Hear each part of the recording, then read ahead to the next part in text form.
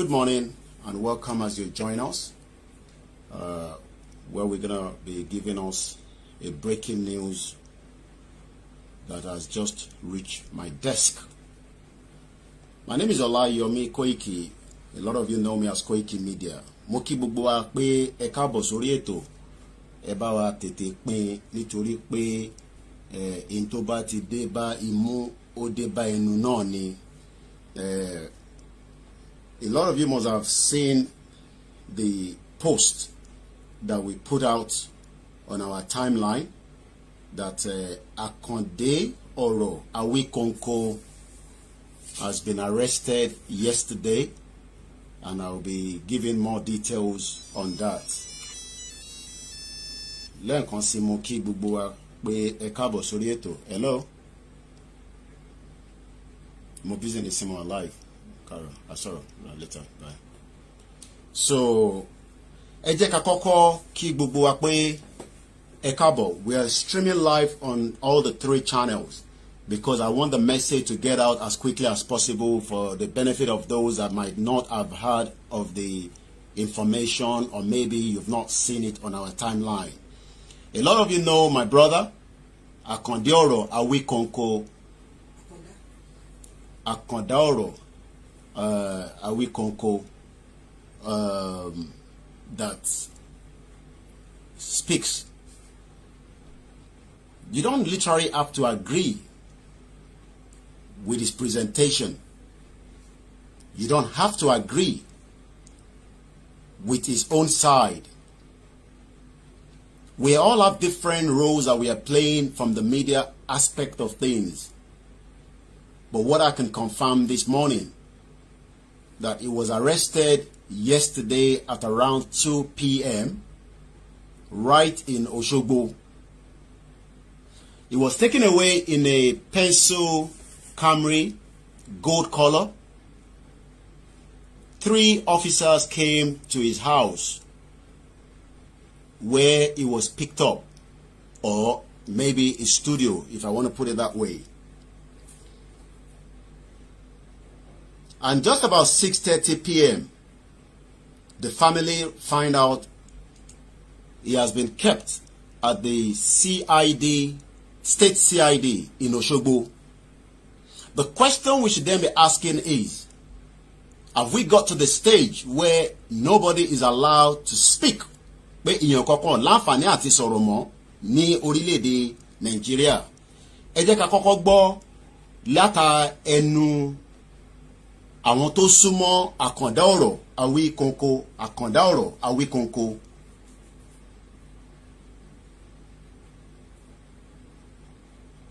Ẹ jẹ́ ká kọ́kọ́ gbọ́ lẹ́nu wọn, and then I will play the audio that came after that. Once again, my question is, ṣé àti débi tí a láǹfààní àti máa sọ̀rọ̀ ní orílẹ̀-èdè yìí mọ́? Èmi bẹ̀rẹ̀ ni o. Because if somebody is expressing his mind to the public, just like we do around the world, you criticize the German government, the French government, the American government, the United Kingdom, and everywhere we are around the world. What makes it different in this country called Nigeria? Kí ni ìyàtọ̀ tó wà níbẹ̀ tí a láǹfààní àti bá àwọn èèyàn sọ òtítọ́ ọ̀rọ̀? Lánàá, ẹ rí pé àwa jáde lánàá, but nígbà tí máa fi jí láàárọ̀ yìí, mẹ́sẹ̀jì ti wá sí orí fóònù mi pé Akonde Oro Awi Konko tí gbogbo yín mọ̀ dáadáa bí ẹni mọ̀ owó, ẹni bá náà wọn ò mọ̀ irọ́ ló ń pa. Ẹ lè má agree sí gbogbo tó ń sọ, kò ń ṣe dandan lẹ láti agree sí. Àwọn kan ní ẹ kò sọ̀rọ̀ kinní kan, but ní àsìkò yìí nísìn, ṣé ó ti dé stage pé kí ẹni tó ń sọ̀rọ̀ kẹ́rù máa bà láti sọ̀rọ̀, pé kíjọba má bàa gbé? You can see why a lot of Nigerians are scared. This is the reason why they are scared. Ẹ jẹ́ ká gbọ́ látọ̀dọ̀ àwọn tó súnmọ́ dáadáa. Ẹ káàbọ̀ sórí ètò. Ní láti fún wa ní orúkọ yín, àmọ́ bẹ́ bá fẹ́ fún wa ó kù sí yín lọ́wọ́.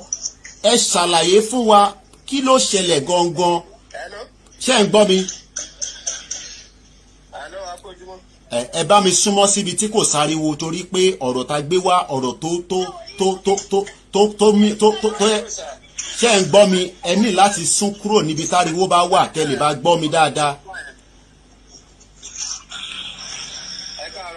ẹ káàárọ̀ ẹ fún wa ní kí ló ṣẹlẹ̀ gangan àti pé èmi gbọ́ yín ẹ̀yin ò ní gbọ́ mi táriwo bá ní gbọ́ mi táriwo bá wà níbi tẹ́ bá wà ẹ ní láti ní kán dákẹ́ torí ọ̀rọ̀ tẹ́ fẹ́ bá mi sọ ọ̀rọ̀ tó important ni.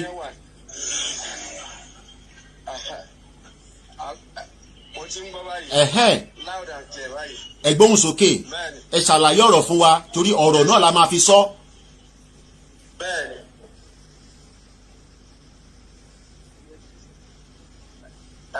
ẹ máa sọ̀rọ̀ lọ kí ló ṣẹlẹ̀ gangan.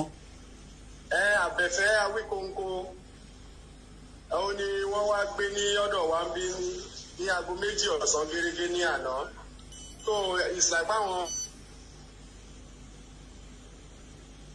ẹ máa gbóhùn sókè lọ à ń gbọ́ yín. Okay, network, let's bear with him. These are part of the problem that a lot of Nigerians are facing. We don't break away from Nigeria, we are all in mess. Continue to support one Nigeria. Oya.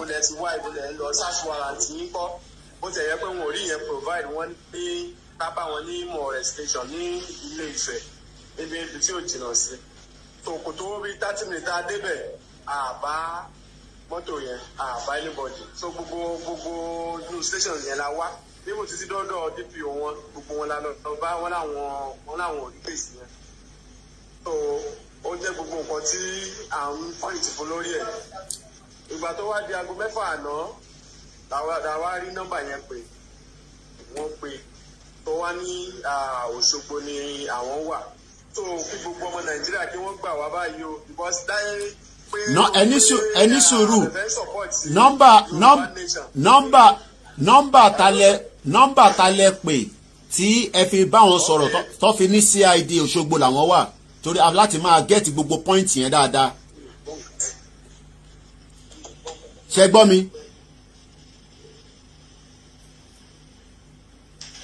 ẹ ní ẹ pè nọ́mbà kan mo wá ń béèrè pé nọ́mbà ta lẹ pè tí ẹ fi gẹ́ẹ̀tì nọ́mbà Àbẹ̀fẹ́ gangan fún rẹ̀.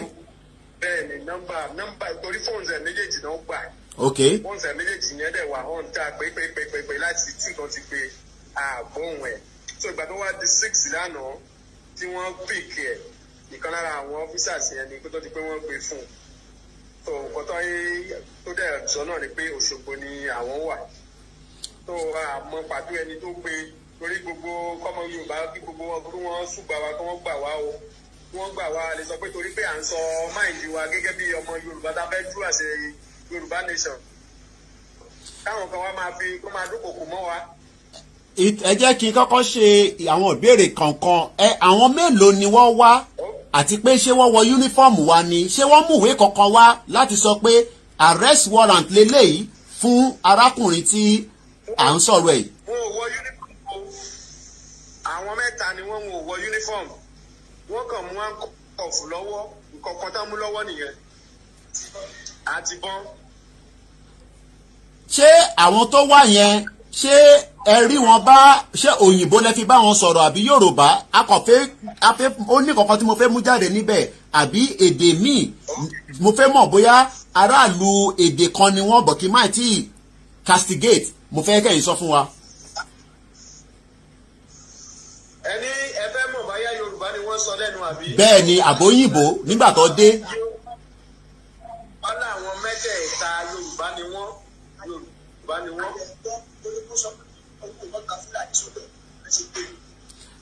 ẹ jẹ́ kí ẹni tó ń sọ̀rọ̀ lẹ́yìn yẹn ó dà ń pẹ́ tó ń sọ̀rọ̀ lẹ́yìn a ní láti gbọ́rúkọ wọn kọ́kọ́ sọ because bí àwọn mélòó lẹ́wà ń bẹ nígbà tó dé yàtọ̀ sí àwọn mẹ́ta tó wá yẹn ẹ̀yin mélòó gan lẹ́wà lórí ìdúró tẹ́ ń gbọ́rọ̀ tó fi ń ṣẹlẹ̀ nígbà tí wọ́n wá gbé. àwa tá a wà ń bẹ̀bẹ̀ a tó bí 10. mẹ́wàá ok. bẹ́ẹ̀ ni òǹkàlùkù wa ń kọ nǹkan lórí tábìlì ibi tá a wà tá a ń kọ nǹkan tó ìgbà tí abẹ́fẹ́ sí tán tó lóun fẹ́ wọnú mọ́tò a rí i pé àwọn pípù yẹn tó ń lọ páàkì mọ́ lẹ́nu tó bá dẹ̀ tó mọ nǹkan tó ṣẹlẹ̀ wọ́n ti yọ àǹkọ̀ síta so the first thing tí wọ́n kọ́ béèrè ni pé ṣé ìwọ ni Abẹ́fẹ́ Awi Konko tó nǹkan tó kọ́kọ́ béèrè nìyẹn tó fi jẹ́ tó tàbí ní ìdánilójú pé Yorùbá ni wọ́n orí Yorùbá làwọn mẹ́tẹ̀ẹ̀ta. so tí bá gbọ́ yín dáadáa nígbà tóun ṣe tán ó fẹ́ wọnú mọ́tò rẹ̀ ó fẹ́ máa lọ ni ẹ̀yin wọ́n wá ń bí pé ṣé ìwọ ni Abẹ́fẹ́ Awi Konko àbí bẹ́ẹ̀ kọ́ ní èdè Yorùbá. bẹ́ẹ̀ni ó yá à ń gbọ́ yín lọ. ní èdè Yorùbá nǹkan tí wọ́n béèrè nìyẹn bẹ́ẹ̀ni. so nígbà tẹ wá stẹ́yìn náà wá súnmọ́ wọn kí làwọn nǹkan tẹ wá ń gbọ́ sétí kó tó di pé àbí bọ́ ṣe fi áńkọ̀pù sí lọ́wọ́ yẹn wọ́n kàn dráìvù lọ ni wọ́n dẹ̀ lọ bẹ́ẹ̀ sùn á.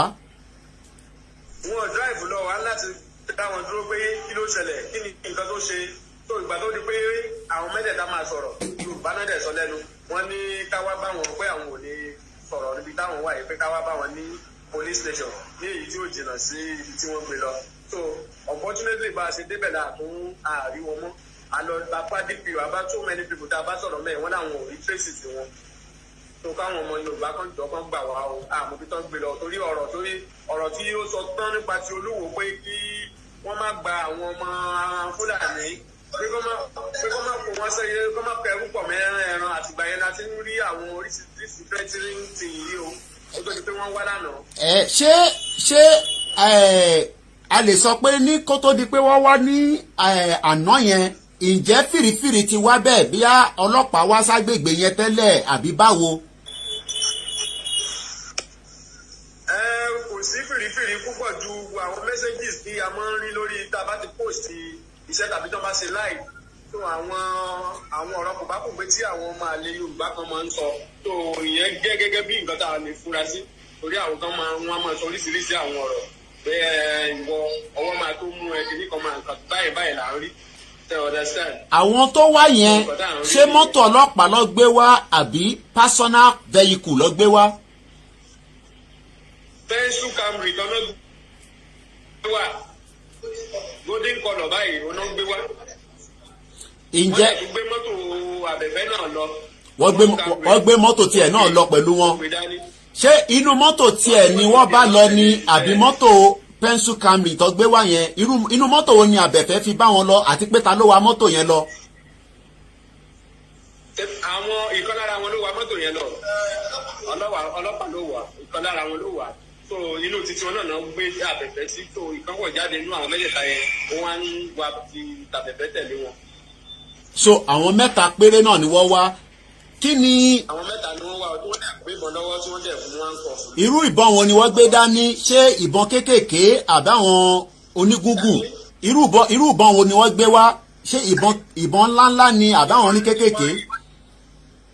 ìbọn gidi ni o kò ṣe pistol ìbọn AK-47 nínú mẹ́tẹ̀ẹ̀ta tí wọ́n gbé recognize AK-47 nínú ẹ̀ tó ìbọn mẹ́ta náà gbé lọ́wọ́ níbọn ńláńlá ráàbù ló gbé lọ́wọ́.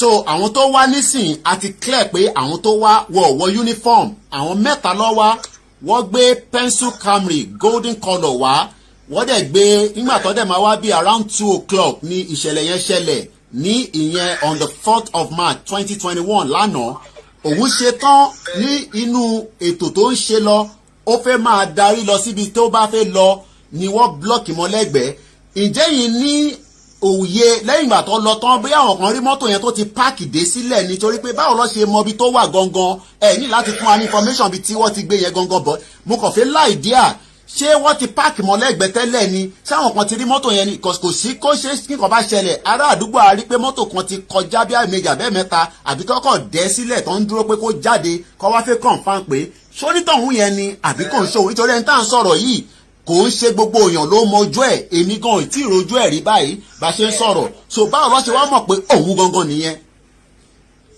ẹ wo ọpọlọ yìí ò ní jọba wọn ní tí ò bá ti lọ́wọ́ onílé nú àlejò lè máa júwèé ní lọ́sẹ̀ èkó onílé sí so ọ̀rọ̀ yẹn kì í ṣe wá ní kàyéfì because èmi tẹ́ ẹ̀ ń bá sọ̀rọ̀ yìí àjànàkú akéwì mi ní kò sẹ́ni tó mojú àwa méjèèjì tó mọ̀ wá ohun wa nìkan náà máa ń gbọ́ káàkiri àgbáyé kò sẹ́ni tó mọ ojú wa so ìgbà tó ní kó wá síbi bẹ̀yẹ lánàá nǹkan kan tá a mọ̀ ni pé mọ́tò tó ń gbé wá yẹn ẹnìkan wà nínú ẹ̀ nítorí iwájú bíbẹ̀ ò jìnnà sí ibi tí everybody lè park sí gẹ́gẹ́ bí ibi tó yẹn ti lè ṣe fàájì so ẹnìkan tó wà nínú ẹ̀ àmọ́ irúfẹ́ ẹni tí ó jẹ́ lẹ́tà láti mọ̀ pé òun ló ń sọ mọ́tò tí abẹ̀fẹ́ park sílẹ̀ pé ẹni tó ní ó máa tó dé so ẹnìkan nínú wọn náà bọ́ sínú agboolé ó jókòó síbẹ̀ so ìgbà tí aláyé ṣe tọ́ tó lóhùn. ẹ ní sùúrù kíkọ mo fẹ́ clear àárín yẹn ẹnẹ́nìkan ó jókòó ṣé lára àwọn ọlọ́pàá yẹn náà ni ó kàn dọ́gbọ́n. lára àwọn ọlọ́pàá yẹn ni bẹ́ẹ̀ ni lára àwọn ọlọ́pàá yẹn ni inú mọ́tò ló wà tó ń tẹ fóònù tó yẹ pé àmọ́ irú èèyàn tó ń jẹ́ wọ́n ti wà ń bẹ̀ tẹ́lẹ̀ tó ti ń sọ mọ́tò rẹ̀ so pẹ̀lú òye tiwa ẹnìkan ti wà tó ti ta wọ́n lólobó pé ẹni báyìí mọ́tò ẹ̀ lélẹ́yìí ṣùgbọ́n àmọ́ ẹni yẹn so mọ́tò ẹ̀ nìkan ni wọ́n rí kó tó di pé wọ́n pààkì wọn ò mọ ibi tóun gan wà. ok wọ́n tí wọ́n wò ní pé ó fẹ́ owó yá ẹni tó ní mọ́tò yìí ajáde síta bẹ́ẹ̀ ni. ó dà kó tó di pé màá fi yín sílẹ̀ torí a máa ṣe update lọ lórí ìṣẹ̀lẹ̀ tó ṣẹlẹ̀ yìí ìgbésẹ̀ wo lẹ ti wá ń gbé báyìí lórí ọ̀rọ̀ yẹn yàtọ̀ sí pé àwa ti bẹ̀rẹ̀ sí ń fi tó àwọn ọmọ káàárọ̀ òjíire àtàwọn tó sì sọ pé nàìjíríà ni wọ́n àtàwọn tó wà lókè òkun àtàwọn tó wà nílé ìgbésẹ̀ wo lẹ ti fi gbé báyìí àti pé. ara ìgbésẹ̀ tá a gbé òun náà ló jẹ́ kí ẹ̀yin yìí náà mọ̀ pé nǹkan báyìí ṣẹlẹ̀ àkọ́kọ́ nìyẹn then àti kọ́ńtàtì àwọn èèyàn wa láti bá kábíyèsí sọ̀rọ̀ ìyẹn ọ̀nà ìrìnsà orí ìlú Ilé-Ifẹ̀ ni wọ́n ti gbé. ok understand. àgbọ́yé. kọ́ńtàtì wọn. ok then a tún ti bá olórí Ṣubúọlá sọ̀rọ̀ ìyẹn ìyálájẹmọ́rẹ̀ mi. ok so àwọn yẹn náà ti láwọn máa bá wa pè CP ní Òṣogbo. àmọ́ gbogbo ọ̀rọ̀ yìí báyìí a kò gbé ìgbésẹ̀ ní àti ìmọ̀. kí ló máa bá jáde. àpè nọ́mbà méjì yẹn. àná wàá ti gba fóònù wàá ti pa fóònù yẹn ò ní sí lọ́wọ́ ẹ̀ mọ́ wàá ti pa fóònù yẹn. gbogbo ọmọ Nàìjíríà kan gbà wá kọ́ má jẹ́ kí nǹkan kan ṣẹlẹ̀ sí àbẹ̀fẹ́ o. ó dà nǹkan kan ò gbọ́dọ̀ ṣẹlẹ̀ sí àbẹ̀fẹ́ o. ó dà ẹ ṣe gan alàgbà mi èmi á tún máa bá yín sọ̀rọ̀ ẹ jẹ́ kí èmi máa bá ètò nìṣó èmi àti yín á tún máa sọ̀rọ̀ lẹ́yìn tó bá ṣe ń lọ èmi á máa fi tó àwọn tí à ń bá sọ̀rọ̀ à máa fi tó èmi àti yín á tún sọ̀rọ̀ lẹ́yìn ẹ ṣe gan ẹkú àdúrótì ó máa ṣeéṣe láṣẹ Èdùmàrè màá bá yín sọ̀rọ̀ later. For the benefit of our Yorubas brothers and sisters that might not have understand what has been said by the caller, because when we speak English, so many people get a little bit angry, upset, thinking maybe we want to satisfy our brothers and sisters from the Biafra. Yes, we can't satisfy them. They are fighting for the same cause, just like us. But we have to remember that we have so many Yorubas, even living in Nigeria, that do not understand Yoruba. So taban communicate, lode Yoruba nìkan, how do I get a message to my brothers and sisters, our children that do not understand Yoruba? And that is why we must speak English. Some sure do not speak English. That is fine. Pure Yoruba. But me, on this platform, we mix it together. But let's go back to the conversation. What the person that spoke to us was giving us a background. A lot of you, let me just show you what you might have seen of this person we are talking about. But before I do so, let's first hear the audio that was released just after it was released yesterday. I've seen a lot of you commenting, oh, it's not this, it's not that. Okay, so because it's not in support or is talking about Yoruba Nation. This is not about Yoruba Nation now. He's a Yoruba man. And we must stand shoulder to shoulder with every single Yoruba, even Omoyele Sowore. And that is what you need to understand. If you say it is because I am speaking, I'm saying because we are a Yoruba Nation. So entoba munisi, o láti jẹ́ nto jẹ́ pé tó ń sọ̀rọ̀ Yoruba Nation nìkan. This is injustice that is taking place on a daily basis. So many people are facing this same difficulty that millions of people do not even know. When there is no light, people are facing injustice. When people are dying on the road, people are facing injustice. When people are dying because of the social welfare, that is injustice, regardless whether they are even Yorubas or Igbo or Middle Belt or South. So you must, as Yoruba people, be patient. Ẹ láti ṣe sùúrù. Nǹkan kí nǹkan tó bá máa sọ. Tá a bá ṣe sùúrù, àti fẹ́ da gbogbo ẹ̀rú nìyẹn. Omoyele Sowore says it's not Yoruba, and so flipping word. Let me be careful with my words this morning. Ṣé nígbà tó jẹ́ ṣé bó ṣe wá mú Omoyele Sowore? Is that the way it's done? Where you are living as a diaspora, or where you are living here inside this shit old country called Nigeria? A lot of you outside will be pointing finger. Omoyele Sowore is not supporting us. It doesn't matter. It's a moving train. Not everybody should support us. And that does not mean we have to wait for them. Amama Bashelon, Wama Bawa Lenwe. Wama Bawa Lenwe ni. Sorry, I'm streaming from 3 mobile phones, so my face can be a little bit, from one of them, I think the Koiki Media. So let us be careful. Koda, even go Julius Assange that was kept in the one of those ambassadors, remind me, he was there for more than 3 years. Under house arrest inside the I can't remember the embassy. So when people are speaking, and that is even somebody don't sorrow against American government up to now, and I think they might cross the case as well from what I'm from the latest update. So let us be careful, especially the Yorubas. Awi Konko Sorowa, it doesn't matter. We leave them alone and we continue to focus on where we are going. I have used the word focus so many times. Awi Konko to buko Ikimedia. No! Omo Yoruba ni, ile Yoruba lo ti gbe Ecuador embassy. Thank you very much, Mami. Ecuadorian embassy. Julius Assange, that had so much secret information of the whole world, was kept there, and up to now he has not been extradited to America. So what are we talking about? So a lot of you might not know who I'm talking about, but I'm just going to show you what you might know in terms of his own dressing. That is the way he wants to dress. That's fine. Kò gbójú síta náà nísìn àwọn kankan ló fún wọn ní information tó fi sọ pé ẹni tó dúró yìí o Awi Konko nìyẹn, because àwọn mẹ́ta tó náà wá, the 3 people that came according to the caller gave us information that the 3 people were already inside the area waiting for the owner of that vehicle. How did they know that that vehicle belongs to Awi Konko? I will open the phone line so that we can also, so that it's not just going to be Koiki Media that is talking. I want you also to have opportunity to get your voice, but please do not call yet. I just want to show, our people that do not know who we are talking about.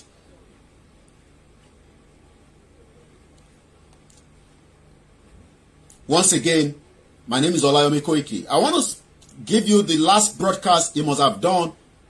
This is him, for the benefit of those of you that do not know who we are talking about. I'm going to just fast forward a little bit.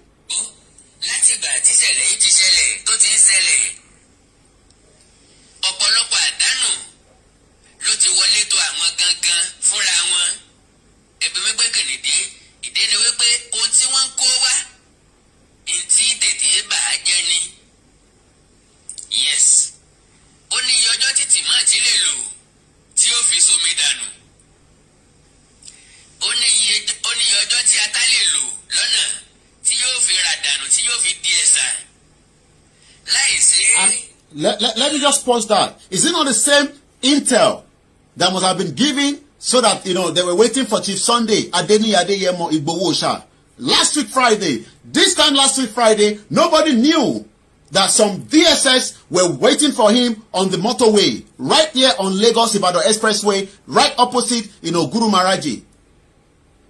He was still getting ready, but somebody, somewhere, gave the intelligence. And I think, let's hear a little bit more from our brother that has been kidnapped, because I'll use the word kidnapped, not arrested. But definitely somebody gave out an information of somebody that dressed like this, that nobody knows his face apart from the voice. So it must be somebody. For what? So owó tó fẹ́ fún yẹ kò ní tán mọ́. Nigeria will break. It doesn't matter how it's going to break. Ó máa lọ níjọ́ kan náà ni. Díẹ̀ ló kù, à ń fẹ́ lọ́wọ́ ni. À ń fẹ́ lọ́wọ́ ni. Nílẹ̀ wa, nígbà. Let's hear again from my brother. Awi Konko Àkàndá ọ̀rọ̀. Storage facility gangan tí ò sí ọ̀nà àti preserve ẹ̀ kó má bàa bàjẹ́ nínú oòrùn lásìkò ẹ̀rùn. Àwọn gangan ti mọ iye àdánù tó ti wọlé tó àwọn. Mo rẹ́ nìkan tó ń ṣàfihàn tòmátò tí wọ́n tà fóun ní ṣémìnà ni tòmátò 120 naira. So what am I trying to say here? In a situation where, you know, we have a country, ṣé bó ṣe wọ́n arrest yàn nílùú òyìnbó nìyẹn, where an officer will come to my house without an arrest warrant, a máa bára wa jẹ̀ṣẹ́ gidi ni. Àwọn kan tẹ̀ ní ṣe. A máa jọ bára wa jẹ̀ṣẹ́ gidi. But this is why we say the injustice is just too much. Even if this country was working, we still have the right to criticize any government, regardless of which government is there, regardless of which state is there, regardless of the local government. Bó ṣe láti wà nìyẹn. But in a country where everybody is not doing anything, everybody is keeping quiet. Ṣé bá ṣe máa bá lọ lélẹ̀? Is this the way we are going to continue? And nobody wants to say anything. Everybody is keeping quiet. The message was sent to me just about 2100 hours yesterday, but because we were so busy, we didn't get to the house until very late in the midnight. Because I'm sure a lot of you saw that we were in Ekiti and we went to do campaign awareness in Akure. Continue to support One Nigeria. One Nigeria that is not working. We traveled on a road yesterday for 1 hour. Kò sí mọ́tò kankan lórí road yẹn apart from the convoy àwọn tá ń lọ. Because everybody is scared. Everybody ti sá kúrò lórí títì. 1 good hour. I timed it. 1 hour we drove yesterday on our way back from Ekiti. No good road. No one single vehicle was there apart from the convoy tó ń lọ. Èèyàn mélòó ló lè ní escort tó máa fi gbé ọlọ́pàá káàkiri. Àbí tó máa ní security tiẹ̀. Ìyẹn la ṣe sọ fún gbogbo yín. Enough is enough. Let's exit from this shit whole country. It's not working for anybody. And I don't want to see anybody saying, Awi Konko support to, and so bloody what? Torí pé kò support to, I think I fi sílẹ̀ nísìn. Ẹ wo bó ṣe kidnap man kan náà tó wá láti ìlú òyìnbó until tá bẹ̀rẹ̀ sí pariwo lọ release ẹ̀. For 3 years he was kept in remand. Ẹ mọ ọmọ Yorùbá tó fi sí prison tí yàn kankan sọ kankan sí. Injustice all over the place. And my message is that it's because we don't want to focus on so many things. We want to concentrate on what we are doing. But this is a media person that we must speak up for.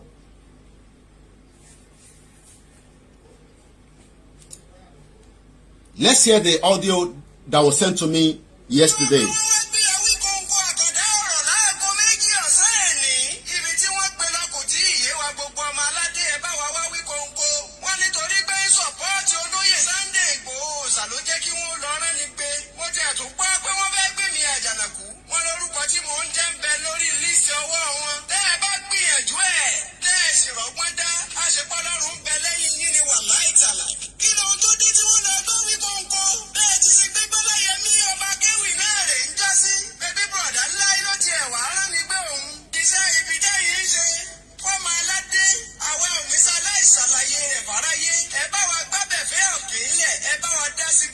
Nàìjíríà olóyè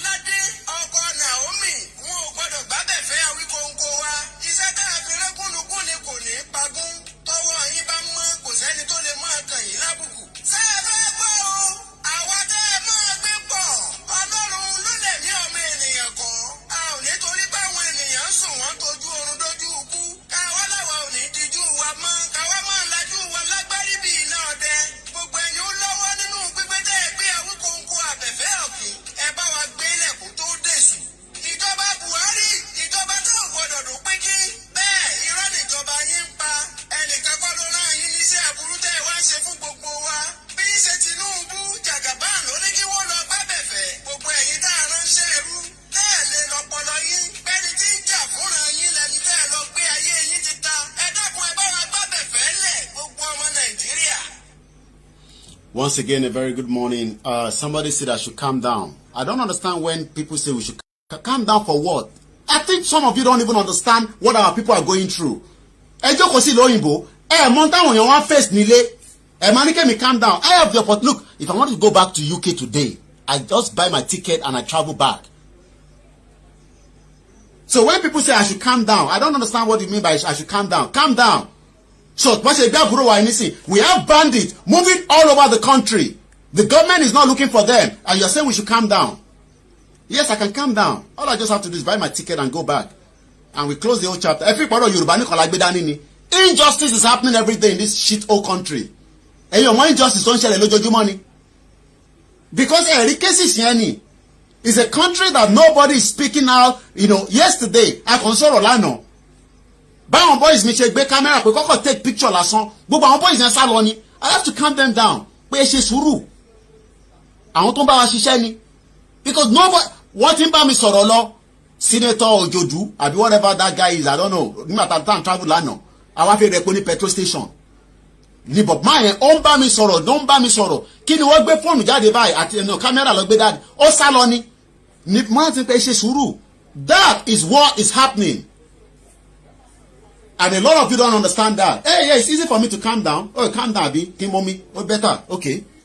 Kí ya máa jà wọ́n tiwa. Ó ti dà bẹ́ẹ̀. So many people are scared. A lot of you don't understand. Now, Yoruba, we are living, Cherry slave. You see the language that we say we are slaves. We are more than slaves.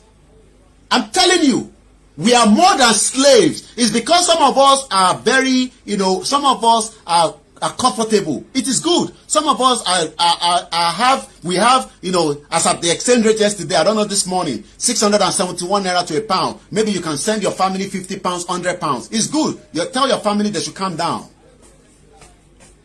But what about those that do not have the means? You tell them to calm down. I have the means. I can leave anytime. I can go back to my country where I live for 22 years. But what about those at home? Mo mọ tó ṣe fún àwọn èèyàn wa rárá. Ṣé rí gbogbo poverty line down low yẹn? I don't know another. Anyway, let's open the phone line because maybe I should allow more people to join the conversation now. Plus, some of you knows the number +4475 94050 Enika, calm down. What did I bet? I'll calm down. I'll drink water on it. Then let me start receiving the call so that I can calm down. Nobody should call the other line. Whoever is calling that number, you're calling the wrong line. Please, detach from doing so because as you're calling, you are disturbing the 94050 Let's start taking your calls. Kelly Bawadasi. Ekaro. I want here.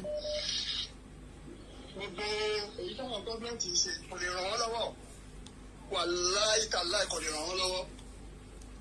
Ọ̀dọ̀ tálíkà lọ́wọ́ wà wọ́n lè lọ.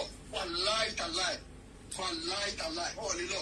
Ọ̀dọ̀ tálíkà lọ́wọ́ wà wàláì tàláì wọ́n á rí ìrọ̀wọ́. Thank you very much for the number, Adeyemi Dairo. Ẹ ṣé gan ni. Wọ́n rú ẹ̀jẹ̀ wa lójoojúmọ́. Last week Friday ni wọ́n kidnap Chief Sunday. Àná nísìnyí wọ́n kidnap Awi Konko. Ẹ jẹ́ ká túbọ̀ gbọ́ látẹnu ti gbogbo yín +4475 94050 That is the number. Ẹgbọ́n sókè alàgbà tó ń pè. Hello sir, ẹ káàárọ̀ ẹ kú ọ̀rọ̀ ìlú sir. Àwa nìyẹn. Tó nípa ti bàbá ẹ tí wọ́n gbé Awi Konko, mo sọ pé ìjọ wo ni àwọn fídíò kan tí àwọn sójà ní tó ní Awi Konko mọ òun kó má jẹ́ torí nǹkan tó fi lọ gbé máa yẹn nìyẹn àwọn olórí burúkú yẹn. So sójà yẹn ló mọ òun dáadáa tó ń sọ àwọn information kan about location 419. So bí àtúrí ẹ̀ náà ṣe lọ gbé bàbá oníbàbà. So because ẹ̀wọ̀n kọ́rọ̀ Nàìjíríà yìí lágbára. So ọlọ́wà fún wa ṣe o. Ẹ ṣé gan ni.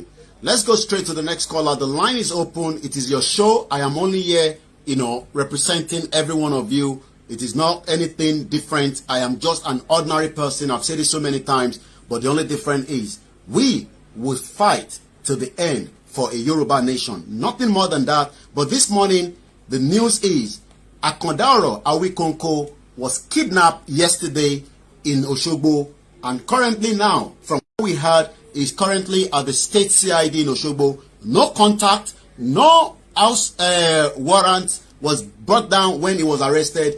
Let's take more calls from you that are listening and watching us live as we speak right now. Bear with me, the line might be very busy, but we'll try as much as possible to pick so many calls. Ekaro, good morning. Welcome to the program. Hello. Ekaro. Mr. Koiki.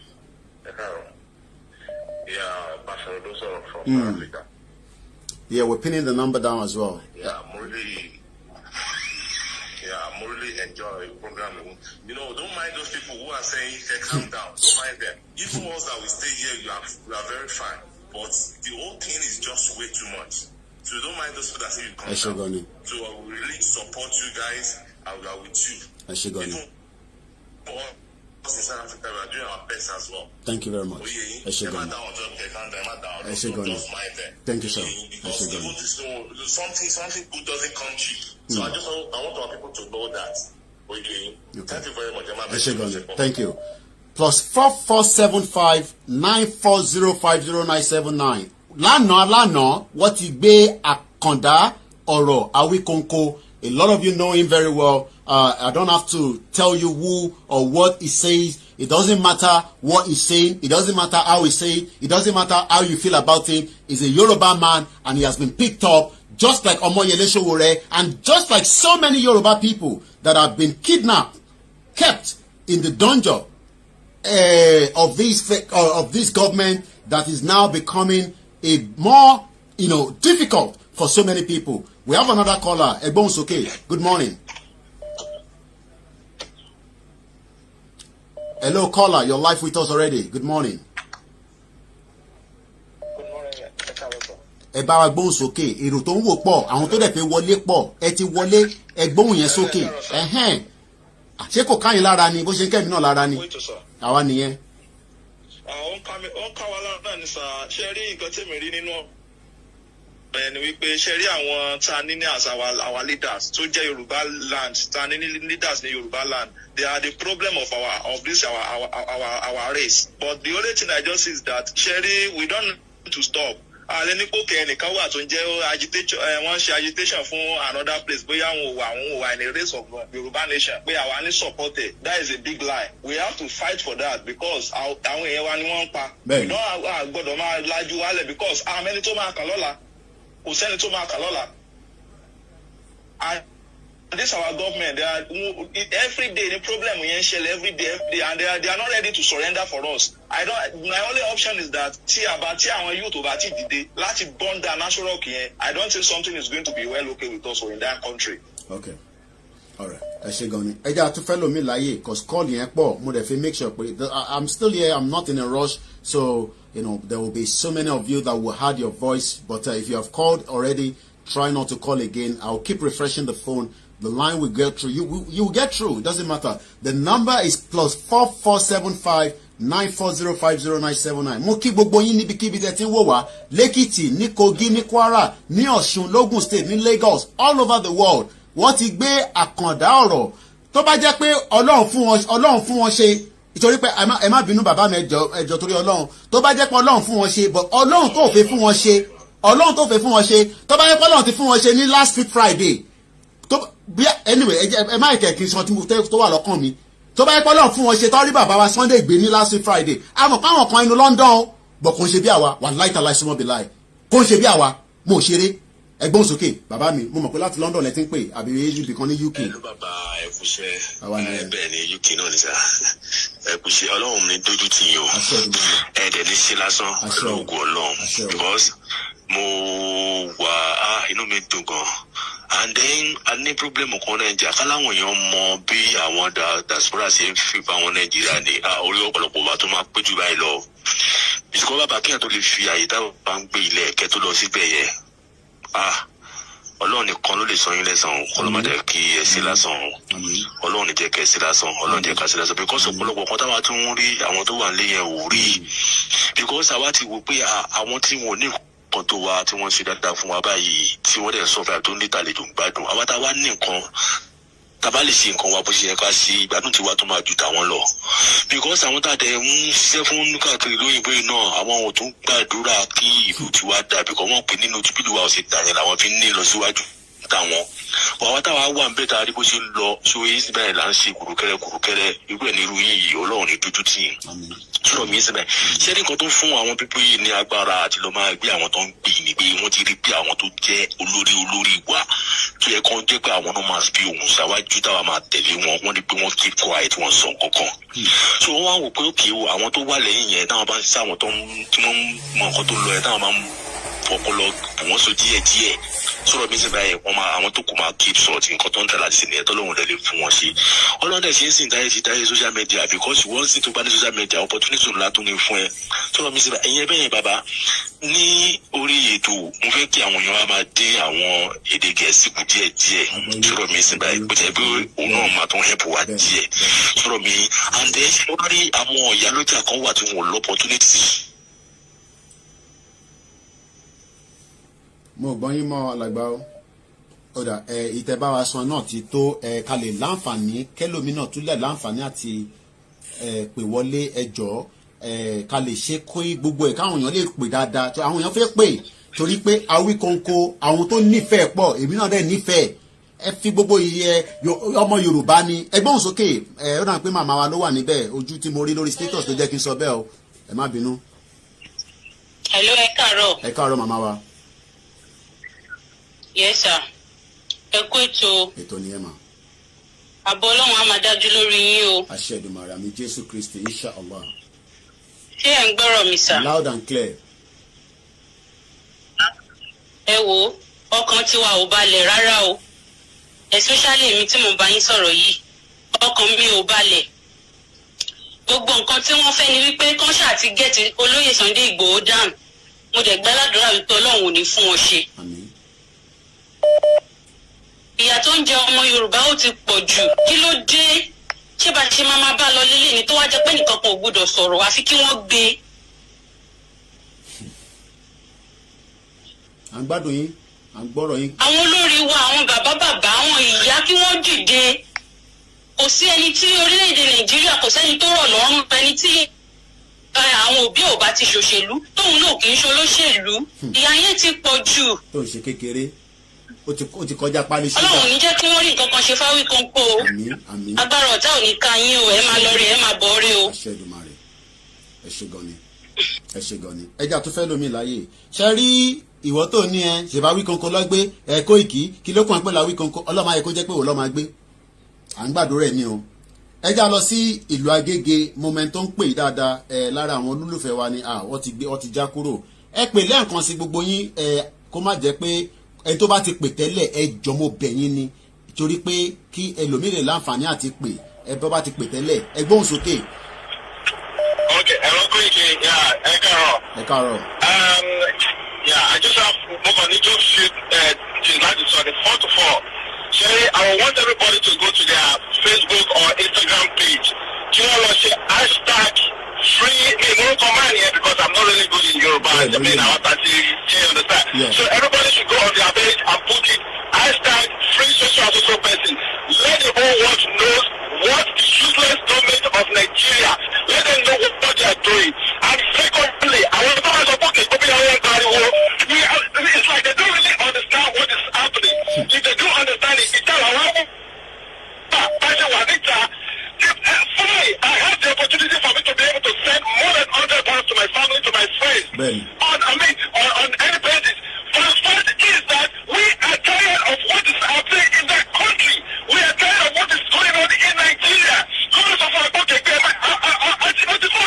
see. I think like I was 12 years old. So they don't expect me, see you back call me, they see the tourists doesn't call me Oyiboni. So put your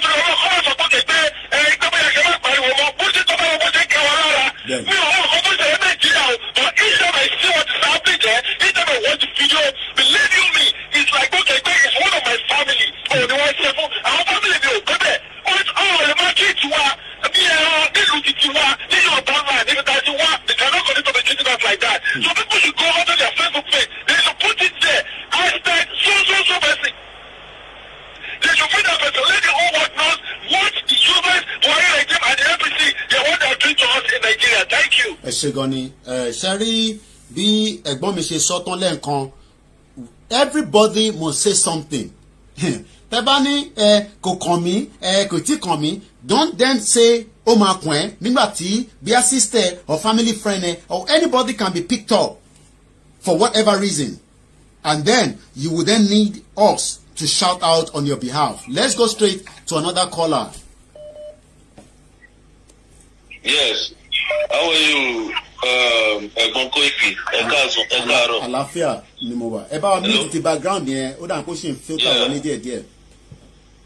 Yeah, mo ti pa. Bàbá wa ṣe gan fún gbogbo iṣẹ́ takuntakun tẹ̀ ń bá wa ṣe ní Nàìjíríà. Àwa náà mọ̀ pé ẹ̀ ń risk gbogbo life because of the way things are in Nigeria. There is no insurance for your life if you go into this dangerous area 9, abi what do you call Location 9. What I would like to yes. Nǹkan tí mo fẹ́ sọ sí mo fẹ́ káwọn ọmọ Nàìjíríà dì mú as a word of advice that is free. They will use all forms of intimidation against Yoruba agitators, just like what happened in the Hugo Chavez revolution in Venezuela. They will use the media to ignore you as if nothing is happening in Nigeria. NTA, the revolution will not be televised, but they made a mistake. Social media is televising it. Now, the human rights injustices will also not be documented if we do not fight and to show them that if they catch the smallest of us and they intimidate the smallest of us, they have also intimidated the biggest of us. Because you don't know, Baba, in content of conversation, ní ṣókí nìyí, ẹgbàá mi fún 1 minute. Bàbá tí ó sọ̀rọ̀ yẹn, ṣé ẹ fẹ́ sọ fún mi pé àwọn lọ́balọ́ba as a cultural ambassador of Yoruba land, that man is a cultural ambassador of Yoruba land. Àwọn lọ́balọ́ba lè máa sùn, wọ́n fi ẹ̀dọ̀ lórí òróró kán dẹ̀ sùn kán sọ pé nǹkan kan ṣẹlẹ̀ ní Yoruba land. Is it possible? Òdodo ọ̀rọ̀ lẹ́sàn yẹn.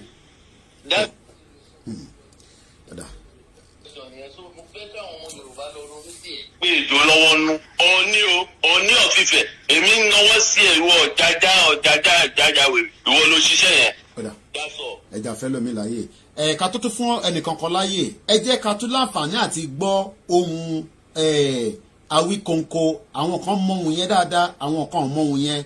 He has been kidnapped yesterday by 3 officers that came to his location. Ilẹ̀ Yorùbá kò dé bẹ̀rẹ̀ wípé àwọn èèyàn kan wọ́n dẹ̀ tún máa tún díà láti gbé mọ́tò wọn láti lọ sáwọn ìlú yìí láti lọ ra àwọn nǹkan rẹ̀ oko yìí wá.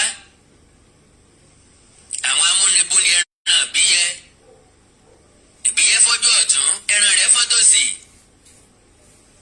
Wọn ò lè dúró ìṣẹ́jú kan, wọn ò lè dúró wákàtí kan, wọn ò lè dúró ọjọ́ bíi mélòó kan, ọ̀sẹ̀ kan. Tí wọn ò fi ṣiṣẹ́ o, àti pàápàá ọ̀pọ̀ nínú wọn rí nírí àkókò bísínẹ́sì rẹ o. Bí mo ṣe kó wá yẹn, ká ní mo lọ, tí n bá rí bíi kásítà kan kó bọ̀, oníye tí mo máa ta, má lè ata 200 mẹ́yẹ o, 500 ní kò bẹ̀rẹ̀ sílé o, má lo ní 100 naira o, ò ní jẹ́ gbèsè o. And that is him there. During one, I think this one was some few days ago. This one was 2 days ago. End cow meat now. That was the message. Ṣé ọ̀rọ̀ tó ń sọ anything? Ṣé ó ti pọ̀ jù? +4475 94050 The line is still open. Definitely, I know a lot of you are calling, but I have to keep refreshing the phone so that we can get as many of you in as possible. Ẹ̀yin lẹ lè tó. Ẹgbọ́n sókè. Ẹ bá a ṣe ní kíákíá. Ẹ káàárọ̀. Àwa nìyẹn. Aṣẹ́dùmarè. Sẹ́ẹ̀rí àwúlò fún ìjọba Nàìjíríà wàláì àwúlò fún gbàtà máa wúlò fún ẹ gbàtà fẹ́ dìbò ni nìkan la máa wúlò fún ẹ. Ẹ̀mí wọ ọjọ́ wọn lójú. Sẹ́ẹ̀rí ọ̀pọ̀lọpọ̀ àwọn èèyàn wa wọn ò bìlífù ń tà ń ṣe wàláì tàlẹ́ pa wà lẹ́yìn pé bóyá a fẹ́ ṣe àṣeyọrí. Torí àwọn ọmọ ọ̀dọ́ bí wọ́n ti rí owó báyìí wàláì ẹnu wọn tó ti tán. ṣùgbọ́n èmi ń gbàdúrà pé ọlọ́run yóò fún wa sí ìjọba nàìjíríà wọn ẹ̀mí wọ ọjọ́ lójú wàláhì àwọn gómìnà tá a sì nílẹ̀ yorùbá wọn ò dá kò sẹ́tọ́ dánú wọn lórí búkú gbogbo wọn ẹ̀wọ̀n máa bí ètò lọ́lọ́run wà lọ́wọ́. Ashedumare. Let's go straight to Emma Binu. Everybody will speak, but like I always say, because of the heavy load on the WhatsApp, I have to keep refreshing it so that your calls can come through. Let me see, if you have just joined us, Awi Konko Akondaoro has been kidnapped by 3 uniformed officers yesterday, and right now we don't know his location. Ebon's okay, and Tonkpewa. Yeah, maximum respect. I'm on loudspeaker. Oh yes, you're already live. Yes. Okay, Yomi. Maximum respect. Yeah, I appreciate all your effort on ground. Yeah. Thank you. But my honest advice for you is this. Yeah. I think you should approach that Awi Konko with extreme caution, please, for safety and security reasons. Why? Awi Konko, yeah. Do you know Awi Konko? Awi Konko? Okay. Now, I don't know Awi Konko, Awi Konko, but Awi Konko, yeah, he wine and dine and works with these people. Okay. You understand it? He works for Oni of Ife. I'm telling you categorically. I'm not disputing that. Okay. That's the information that you have. I don't have that information. You understand? Yeah. So in Kotomo, now Awi Konko, yeah, Oti down or go. Now, Majeko fi Sunday Bo, Majeko fi Boju, and Majeko fi Boju. Okay. You understand it now? Okay. What Awi Konko has got with these people is a personal vendetta. Okay. Are you getting me? Okay. This is not agitation for Yoruba or Odua nation. This is a personal vendetta. Don't get involved. Okay. Let me put this, my brother. Don't go yet, my brother. Let's put it. Let's remove the Yoruba agitation. Thank you very much. Let's put sentiment aside now. Forget about sentiment. No. That's what I want to ask. I want to throw a question to you, if you allow me to. I have not come to say this is based on the Yoruba nation. I've come as a media that somebody has been arrested, regardless of whatever his views, his opposition is.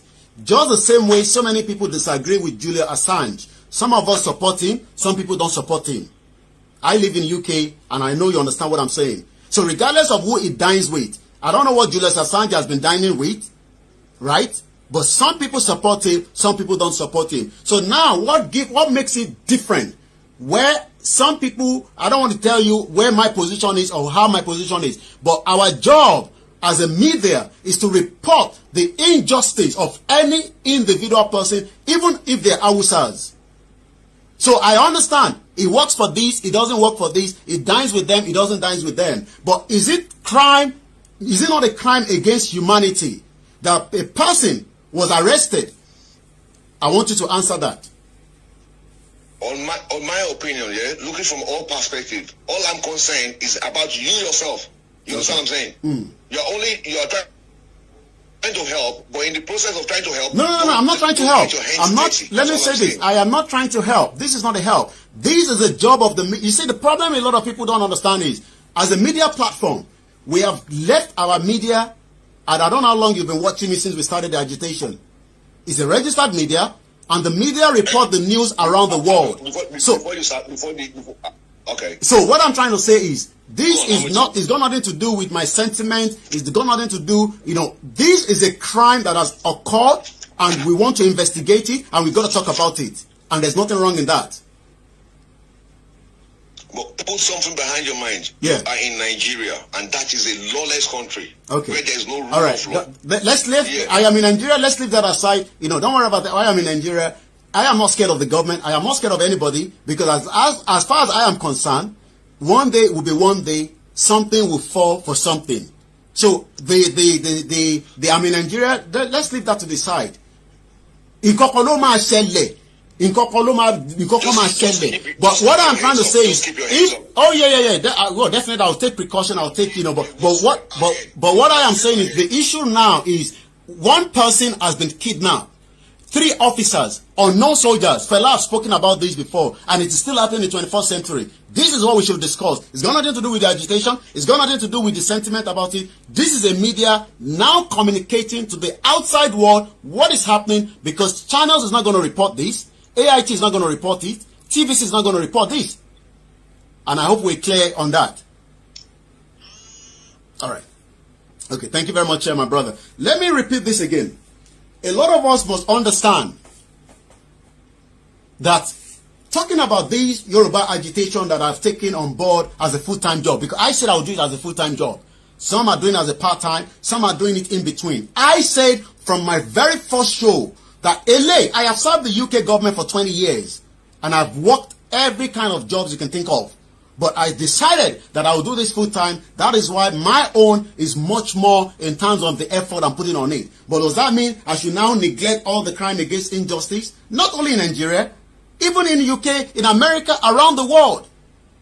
And that's the difference between myself. I am not a blogger. I've said it so many times. There are people that blog. Somebody might think maybe I'm coming now to blog this. No, this is not blog. I am a proper registered media. Forget about the situation of, whatever side you are on with, Awi Konko. It's a crime against humanity. Daddy, what was the guy's name? Since his name will remind me. He talked kidnapped. That one has been kidnapped for 2 years. We promote it all the time because I look at the story all the time and I bring it out as well. So let us be careful as well as we contribute, but we do appreciate every caller as well. Hello? Caller, ever mute the background. Ever mute the background straight away.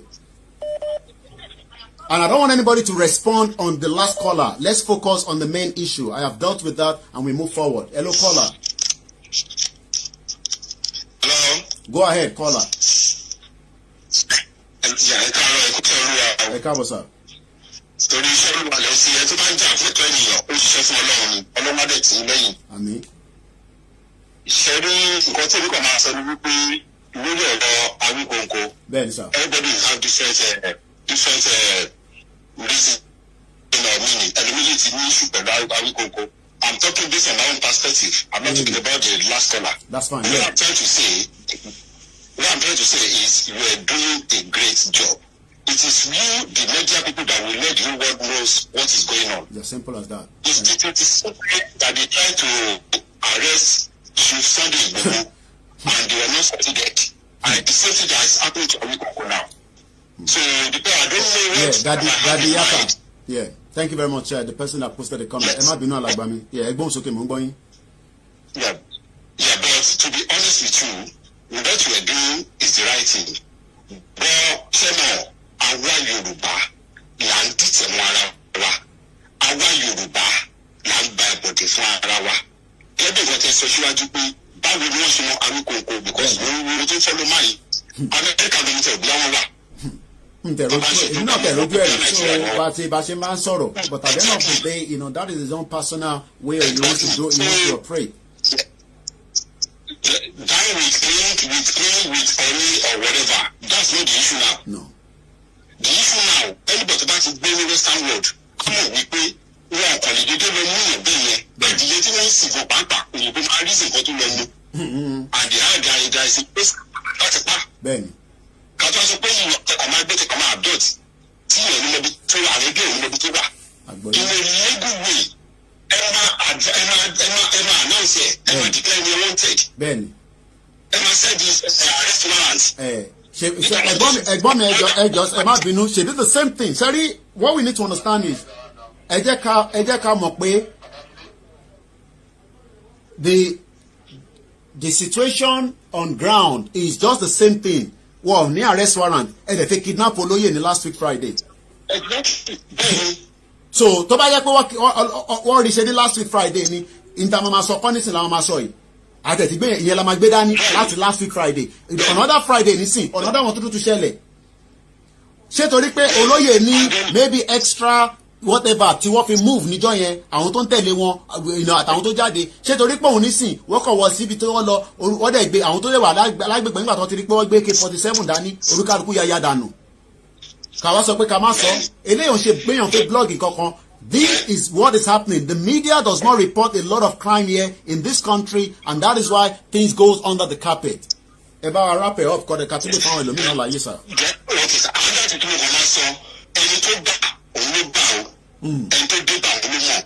when people are saying nǹkan tí ọkọ mọ̀ jẹ́ òun ló pa, that person should be very very careful.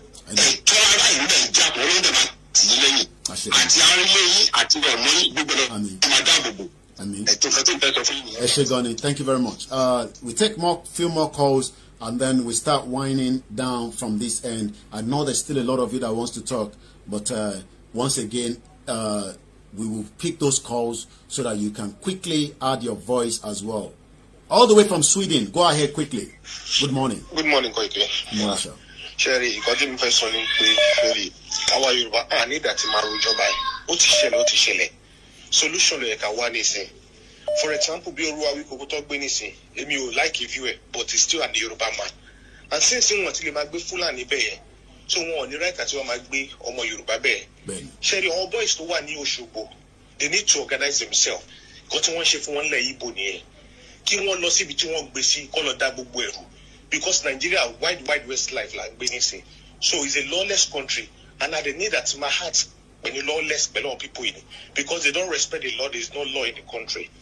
And the second one is pé tó bá yẹ kí n gbà tí wọ́n ti wá harass chief ni ṣe yìí nǹkan ọmọ Yorùbá ti jáde níjọ́ kejì tẹ́gbù wọ́n ti protest láti dá gbogbo nǹkan rú. They will never try this thing with Awi Konko. But a kò ń pariwo chief ń help wa ẹni tó help yìí tẹ́ yóò lè jà fún ẹgbọ́n pé wọ́n arrest ẹ̀. Wọ́n fẹ́ kidnap ẹ̀ kò sí ọmọ Yorùbá tó show support to me ó kọ́ dàbí pé I appreciate nǹkan tí wọ́n ta ní ni tó bá ń ta appreciate ẹ̀ ni the next day tí wọ́n arrest ship yẹn ó yẹ kí gbogbo Nigeria lockdown ni so contribution tèmi nìyẹn. ẹ ṣe gan ni.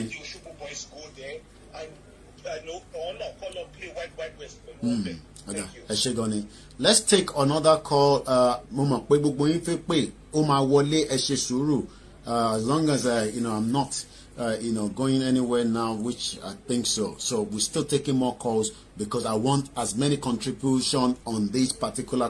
Look, you have the right to say. Don't think I will not allow you to say what you want to feel about Awi Konko. No. That's why it's Emma Binentonkwe is an open platform.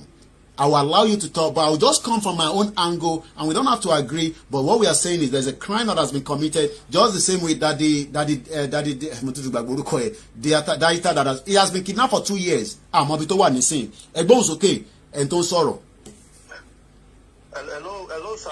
Ẹ káàbọ̀ sórí ètò. Ẹ kú iṣẹ́ ẹ kú ètò ìlú. Àwa ni ẹ sà. Mo believe pé everybody tó wà lórí platform yìí ó ń gbọ́ mi dáadáa. Loud and clear. The point is, in the case of Awi Konko, the guy that just called, tó pè láti London, tó sọ pé òun Tony King, please, and please, ẹ má fi ọ̀rọ̀ fracas orí Facebook, ẹ má gbé wọnú eléyìí. Ìgbà tí àwọn tó ń gbé AK-47, tí wọ́n ń gbé ọ̀bẹ, tí wọ́n ń gbé àdá, tí wọ́n ń pa àwọn èèyàn kiri nínú igbó, tí kò sí nǹkan kan tó ṣẹlẹ̀ sí wọn, whether ó ń fight fún Yorùbá agitation or not, whether ó ti sọ̀rọ̀ against ẹni tẹ́ ń follow rí or not, this is another brother you are trying to set up to be get killed. You are setting up another brother to be get killed. If you try that and everybody abandon him there, that's the end. You have to be very careful. This is not a matter. Don't take that into this.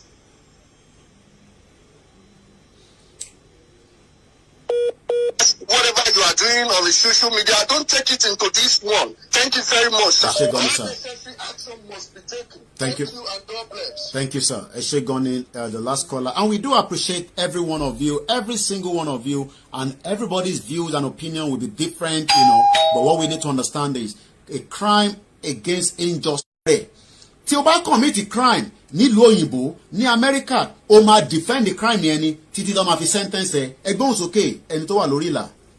Hello, ẹ káàárọ̀. Ẹ káàárọ̀. Ẹ kú ṣe àkú ètò, àkú kó lè dà. Àwa ni ẹ sà. Ẹ sà, ṣe point tèmi ní lórí ọ̀rọ̀ ẹni wípé ṣe tábà fìmọ̀ ṣọ̀kan. Nǹkan tíjọba ń wá gangan ni pé ká má fìmọ̀ ṣọ̀kan. Tábà yẹ ti fìmọ̀ ṣọ̀kan bí wọ́n ṣe máa gbé gbogbo alẹ́ ọ̀kọ̀ọ̀kan nìyẹn. So a ní láti jọ pohùn pọ̀ ká sọ̀rọ̀ pọ̀. Nǹkan tó bá ń ṣe yóò dá. Nǹkan táwọn ìjọba ń ṣe kò dá. N ò kàn lè ṣàdédé máa lọ inú ilé èèyàn kan lọ máa gbé àwọn èèyàn. Àbí kéèyàn máa lọ títì kan máa gbé àwọn èèyàn. Ìsìlágbá ti padà sí táìmù Abacha. Tọ́kẹ́yìn ò balẹ̀ téèyàn lè ṣe nǹkan kan. So gbogbo nǹkan tó ń ṣẹlẹ̀ yìí, bọ́n ṣe gbá Awi Konko yìí, àròkọ náà fi pa fún Chief Sunday Igboho nípa àwọn ṣì ń padà bọ̀.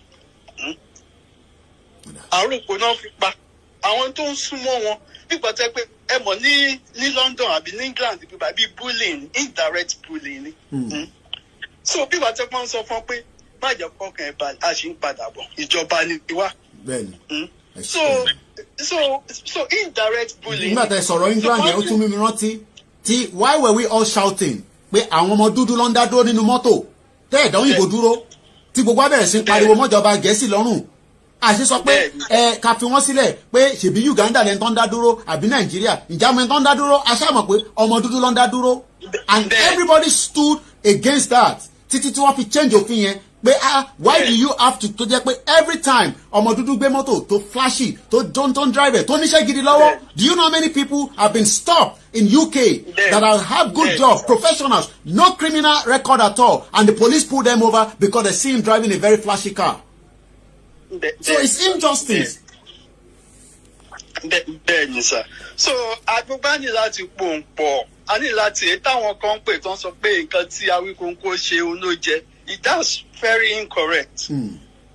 Correct. Ṣé téèyàn bá bímọ mẹ́ta tọmọ kan bá ń ṣe bákan ṣé bá máa sọ pé ọmọ ẹni òun ṣe fèdí rẹ bẹ̀tẹ̀ àbí bákan kéèyàn fi lẹ́kẹ̀ sí ìjọba ẹ̀dùn. Ẹ̀rí mi pa ẹ ṣe gan ni.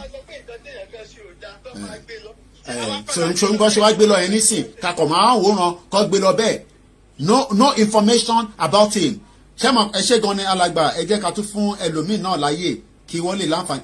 Last week there was a story that came to me but because we are so busy and that case has not yet been closed ǹjẹ́ yìí mọ̀ ẹ ṣe sùúrù ẹ̀ tẹ́ ń pè arákùnrin yẹn pè mí ó ń sunkún and I told him to make a video and I still have that video before he traveled to the police station. Kí ni nǹkan tó ṣẹlẹ̀? The wife was picked up in the middle of the night, I think in Ekiti or somewhere in that end of the the Yoruba land. Èkó lòun wà. Kí ló dé lọ gbé fún? Wọ́n ní ó kidnap èèyàn kan. Ẹ máa gbọ́ mi dáadáa. Wọ́n sọ pé ó kidnap èèyàn kan, ìyẹn má nìyẹn, ìyẹn bàbá yẹn. Òun á ní òun kidnap kẹ̀. Òun tóun wà lÉkòó, fóònù méjèèjì òun wà lọ́wọ́ òun.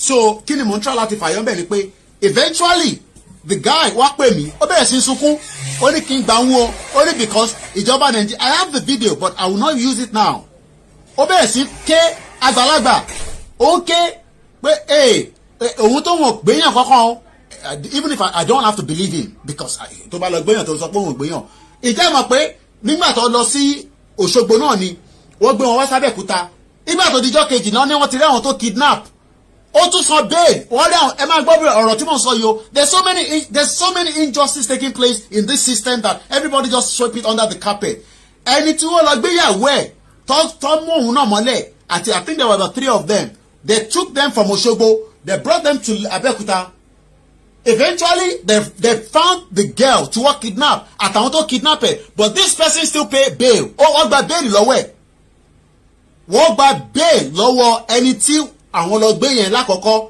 but ẹni tó jíyàn gbé gangan wọ́n padà rẹ́ nìyẹn so ṣé ìbáṣe máa bá lọ náà lè no ṣé ìbáṣe máa bá lọ lílì èmi bí gbogbo wa nísìn is this the way we will continue? ẹ jẹ́ ká gbọ́ ọ̀rọ̀ tí I just saw the video of Dino Malaye let's hear that quickly. Governance, that is why everyone is doing what he or she likes. That is why nobody is in charge of the Federal Republic of Nigeria. That is why we are in a state of higgledy-piggledy, total confusion, darkness everywhere. Definitely the president is not with us. Did you hear that? The president is not with us. Did you hear that? Definitely the president is not with us. The line will be open back. Bear with me until I refresh the phone. The call will come through. Dino says definitely the president is not with us. So if the president is not with us, who give the order for Awi Konko to go and be picked up? Is it from the state level or from the federal level or just an individual? Because àwọn tó jẹ́ individual wọ́n máa ń threaten ara wọn ní Nàìjíríà. Oh yes, ẹ̀yin náà ti threaten àwọn èèyàn rí. Olúkálùkù máa ń lo power because it's a lawless country. Ẹni tó bá ti jẹ táṣẹ́rẹ́ kékeré kan báyìí even apart from àwa tá à ń sọ̀rọ̀ sí tá à ń bá wọn fa wàhálà rẹpẹtẹ even ẹ̀yin náà ti gbéyàn rí now for little things ìtorí pé o mọ̀yàn because you have contact o mọ̀yàn lórí fóònù ẹ tó bá ti pè wọ́n má kú wọn nígbà yẹn ìwọ ṣe sọ pé o mọ̀yàn ní London o mọ̀yàn ní England o mọ̀yàn ní Scotland kò wá commit crime kò sọ pé o mọ̀yàn ó máa ṣẹ̀wọ̀n ní. If you know somebody in America tó mọ senator yes wọ́n lè influence the case yẹn but wọ́n máa decide the case yẹn based on the merit wọ́n lè review ẹ̀ ẹ jẹ́ ká gbọ́ dínà lẹ́ẹ̀kan sí and then we go back into the conversation. My name is Olayomi Koiki and if you have just joined us the program is Àkàndá Ọ̀rọ̀ Awi Konko that a lot of you have heard is not new to the to talking to the people. He has been doing that for a very long time but this time around it was picked up yesterday but let's hear quickly again and then I'll open the phone line. That is why everyone is doing what he or she likes. That is why nobody is in charge of the Federal Republic of Nigeria. That is why we are in a state of higgledy-piggledy, total confusion, darkness everywhere.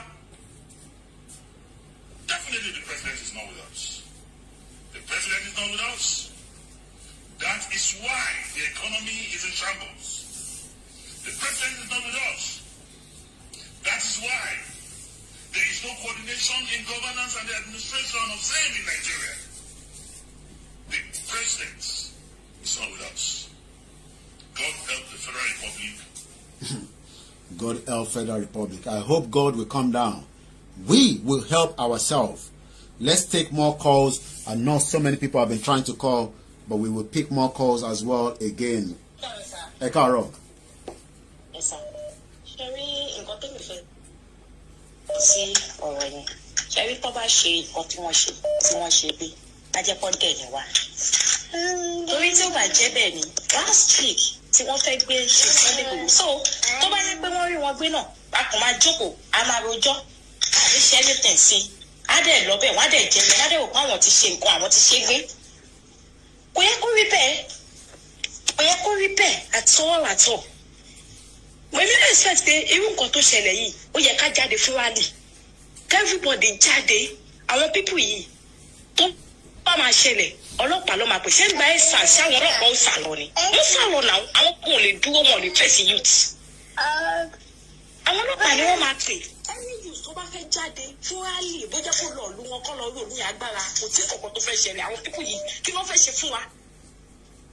Kéèyàn dẹ̀ sọ̀rọ̀ kó dẹ̀ dogun kó dẹ̀ máa wà kí kó dẹ̀ kidnap ẹ̀ wọ́n máa arrest èèyàn wọṣọ ṣẹ́lẹ̀dì arrest ni àbọ̀ kidnap ẹ̀. Kidnap ni that's not arrest a máa mú arrest warrant wọlé tó bá yẹ pa arrest ni kidnap ni yẹn that's the kidnap. Kidnap ẹni ẹlẹ́ni so wọ́n máa wá ṣe léyìí tí wọ́n ṣe gbé wọ́n á mọ̀ pé ọ̀dẹ̀ ni gbogbo wọn ẹnu lọ́kàn ní nígbà tá a ṣe àṣegbé so a ní láti ṣe nǹkan tó ṣe kìíní sí orí eléyìí tí wọ́n ṣe yìí torí wọ́n ní ó ń bọ̀ àwọn ládẹ́ẹ̀dì ojúlẹ̀yàn mú tó ń sìn tó bá fi lè ṣe kẹ́ni tí wọ́n ṣe gbé ó ń bọ̀ lórí àwọn tó kù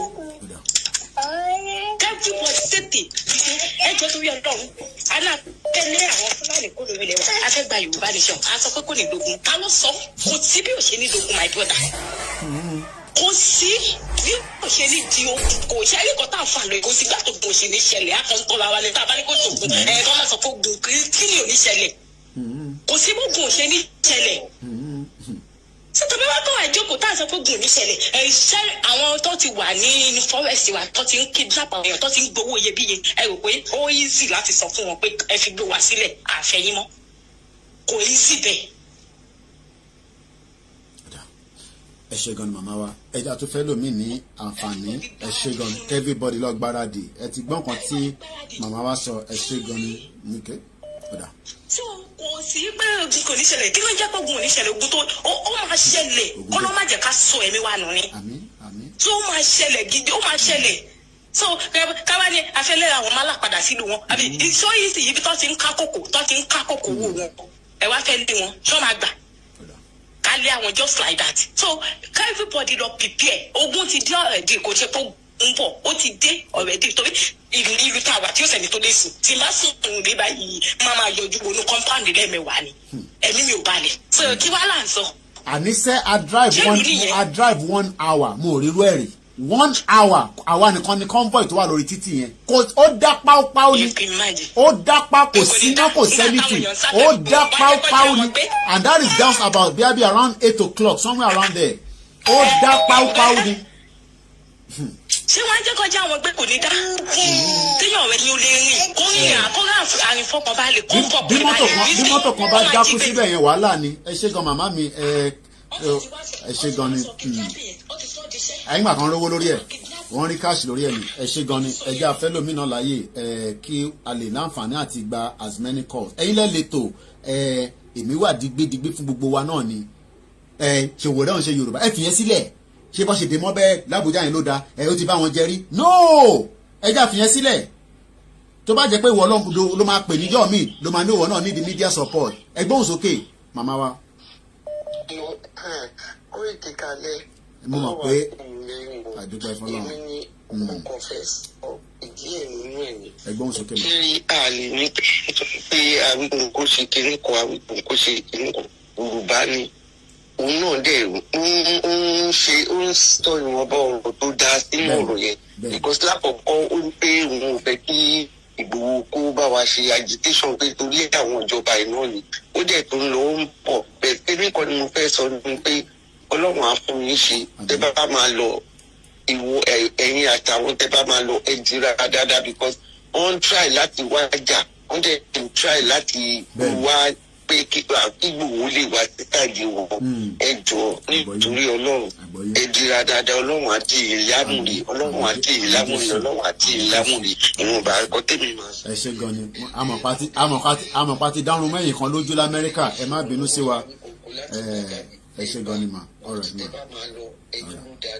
no problem àmín ẹ jẹ́ kí mi sọ nǹkan kan fún gbogbo àwọn ọmọ káàárọ̀ jíire ṣe rí diplomacy is very good. I love it. I live in where they respect diplomacy. But ìlú táwa kò sí diplomacy o. Ó ya wèrè gan. Ìlú ya wèrè gan. Èyí tẹ́ máa ń sọ̀rọ̀ diplomacy mo kàn máa ń rẹ́rìn ni. Ẹni tó bá mọ tí mò ń sọ o. Diplomacy ò ní work o. But ẹ jẹ́ ká máa sọ diplomacy lọ́dọ̀ wa lọ́hùn o. Nísàlẹ̀ yìí Ọlọ́run jẹ́ kí diplomacy work o. Ẹ jẹ́ àtún lọ bá ẹni tó ń pè. Ẹ ṣe sùúrù gbogbo ẹni tẹ́ ń pè. Hello caller. Hello, good morning, Mr. Koiki. How are you doing? I'm very good, sir. Good morning. Go ahead. Yeah. A very quick one. It's like we should just be very constructive with this situation, and we should make sure we understand the situation very well. We shouldn't allow this situation to control us. Every one of us, we are fighting the same cause in a different way.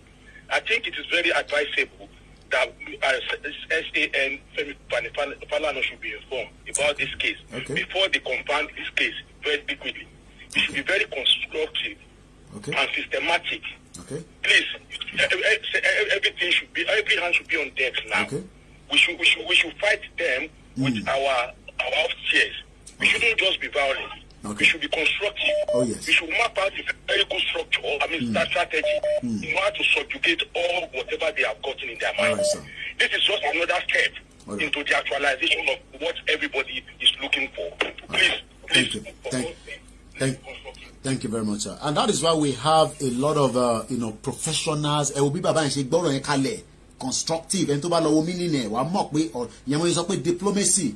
But the question is, ṣé àwọn tí wọ́n gbé yìí nísìn ṣé ó ní access sí bàbá wa lọ́ọ̀yà tí wọ́n pè tán yẹn nísìn èmi ń bi wá ní o ṣé wọ́n ní access sí èmi ò mọ access sí o bẹ́ẹ̀ nìkan ní access sí tẹ́lẹ̀ bá wá pè wọ́n this is where there is a lot of injustice that is taking place ẹ ti understand nísìn nílùú òyìnbó o lè tún gba lọ́ọ̀yà gọ́ọ̀mẹ̀ntì lọ́ọ̀yà láti fi bá gọ́ọ̀mẹ̀ntì jà ǹjẹ́ wọ́n lè ṣe yẹn ní bíbá tó bá mọ̀yàn tó bá mọ who is who hello caller.